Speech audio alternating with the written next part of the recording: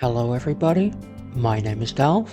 I've been a DM since 2023, and today I'm going to be talking about boats, specifically in TTRPGs. You see, I recently watched a video by the Bards College. Go subscribe to that channel, by the way. And I kinda realized that I have a lot to say about boats. I've had one field campaign and one mini campaign, both centered around sailing the seas. So yeah, I have a lot to talk about.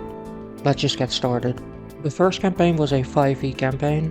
The whole idea is that they got a letter which they had to deliver across the ocean. Essentially, they would be having the introductory section on land, then one half would be traveling the ocean, and the other half would have been traveling on land, with the finale being this really big fight against a dragon, which would have been a surprise because dragons didn't exist in that campaign. At least that's what I've been telling my players. Anyway, traveling on boats got very annoying. It just felt extremely limiting in what I could do, because it kind of opens up all of the islands and it's kind of just island hopping at that point, which my players didn't like, or at least one or two of them. Mind you, I had 3 players. So yeah, it felt like a very non-linear mess of just island hopping, one arc after the other, which had nothing to do with one another. Well, they did, but they didn't have anything to do with the letter, for the most part. I mostly want to tie this to my own failings as a DM though. I still had a lot to learn, and there was one new player. One of the main issues is that I went way too ambitious though. So yeah, that was my second overall attempt at a campaign. It honestly didn't go that well. So the next campaign I didn't do boats at all, but the campaign after I tried to do Pathfinder, which meant a fresh start, new players, and fresh ideas.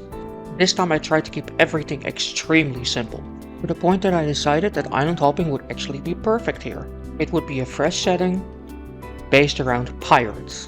And honestly, this is the best campaign I've ever done. So did the ship stuff go well then? Well, I didn't overcomplicate it this time.